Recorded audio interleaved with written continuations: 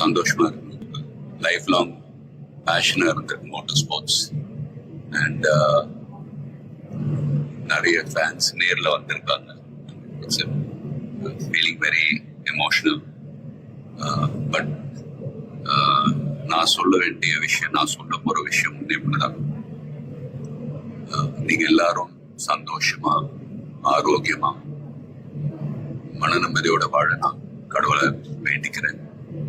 And ஃபேமிலியை பாருங்க, உங்க குடும்பத்தை பாருங்க. Don't waste time. நல்லா படிங்க. வேலைக்கு போறவங்க கடுமையா உழைச்சு வேலை பாருங்க. Work hard, play heart.